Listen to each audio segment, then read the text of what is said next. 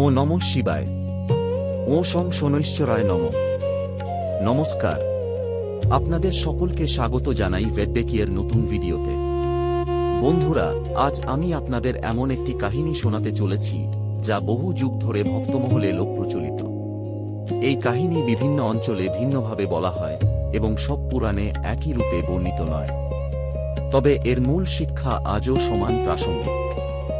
ভাবুন তো, যার দৃষ্টিকে রাজা থেকে দেবতা সকলেই ভয় করেন, সেই শনি দেবও একদিন গভীর চিন্তায় পড়ে গেলেন, কারণ তাঁর ওপর ন্যস্ত হয়েছে এক কঠিন দায়িত্ব। প্রত্যেক জীবকে তার কর্ম অনুযায়ী ফল দেওয়া। তিনি কারও বন্ধু নন, শত্রুও নন, তিনি শুধু ন্যায়ের বিচারক। একদিন শনি দেবের মনে প্রশ্ন জাগল, আমার কর্মফল কি সবার ওপর সমানভাবে কার্যকর, এমনকি মহাদেবের ওপরও? এই ভাবনা নিয়ে তিনি পৌঁছে গেলেন কৈলাস পর্বতে। কৈলাসে তখন গভীর ধ্যানমগ্ন ভগবান শিব। চারদিকে নীরবতা। নন্দী প্রহরায়, মা পার্বতী স্নিগ্ধ হাসিতে মহাদেবের পাশে। শনিদেব এসে দূর থেকে প্রণাম করলেন। মহাদেব মৃদু হেসে বললেন, এসো শনি, তোমার মনে আজ কি প্রশ্ন? শনিদেব বিনয়ের সঙ্গে উত্তর দিলেন, প্রভু, আমি কারো ক্ষতি করতে চাই না, কিন্তু সৃষ্টির নিয়ম অনুযায়ী আমাকে কর্মফল দিতেই হয়। যদি আমার দৃষ্টি আপনার ওপর পড়ে, তবে কি হবে? মহাদেব শান্ত কণ্ঠে বললেন, যা ধর্মসম্মত তা ঘটবেই। আমি নিয়মের ঊর্ধ্বে নই।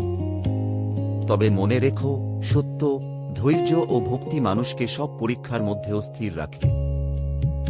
লোকপ্রচলিত কাহিনীতে বলা হয়, নির্ধারিত সময়ে শনিদেবের দৃষ্টি মহাদেবের ওপরও পড়ে, কিন্তু মহাদেব বিচলিত হলেন না।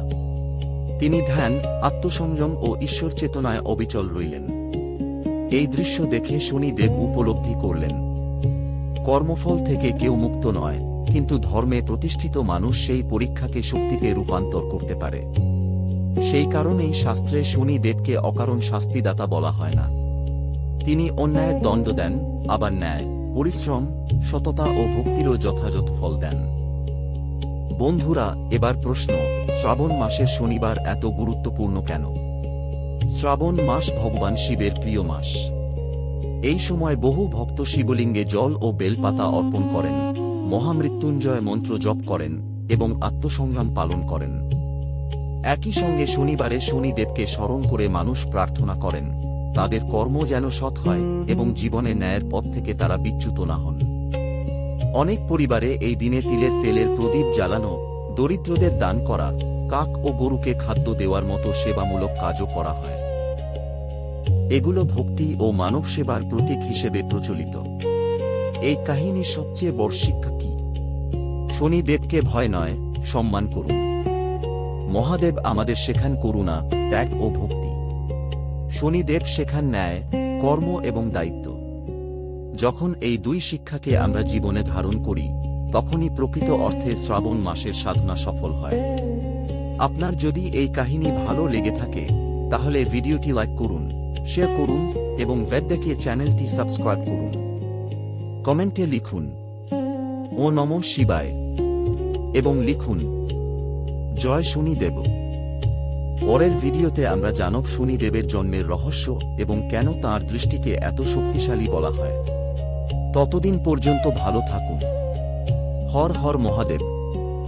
জয় শনিদেব।